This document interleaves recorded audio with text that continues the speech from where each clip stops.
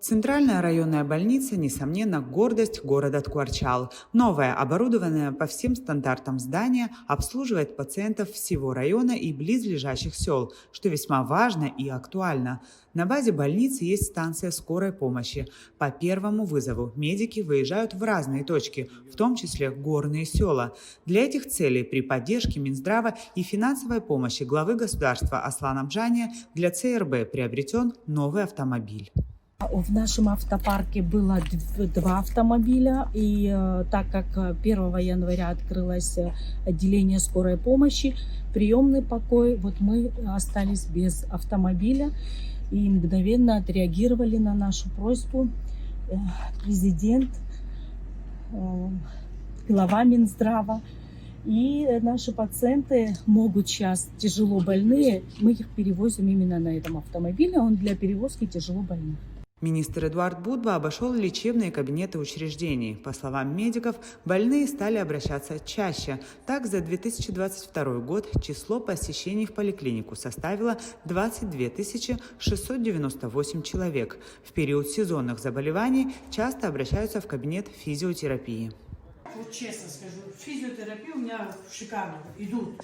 Месяц 30, 27, 25. Бывает иногда и больше. Да. И, к врачам очень идут к нам. Из нововведений в больнице оцифрованные аппараты рентгенографии. В Минздраве сочли неправильным использование в новых корпусах больницы старой аналоговой техники.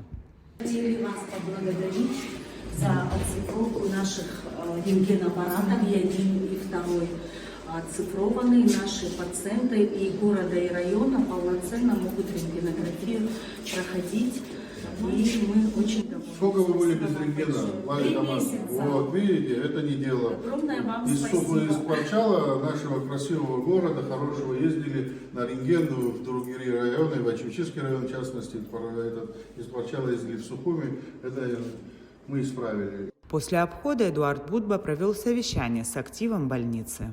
Специально, не скрою, приехал сюда поговорить о сложных моментах, которые здесь есть, о лечебном процессе, о административном управлении, о хозяйственной части. Вот сейчас мы пошли, посмотрели дизель, генератор вышел из строя, конечно, это недопустимо. Сейчас максимально в кратчайшие сроки сейчас созвонились с поставщиками, которые должны прислать эту запчасть, чтобы у нас ЦРБ Ткварчальского района максимально оперативно было введено в эксплуатацию в плане дизельного обеспечения. Министр поблагодарил коллектив за самоотверженность, проявленную медиками в ходе пандемии коронавирусной инфекции. Он отметил, что впереди у ЦРБ много планов и задач, которые необходимо воплощать в плотном взаимодействии всех сотрудников. Эдуард Будба акцентировал внимание на недопущении внутриколлективных распри, подчеркнув, что руководство Минздрава готово оказывать ЦРБ содействие в решении всех возникающих вопросов.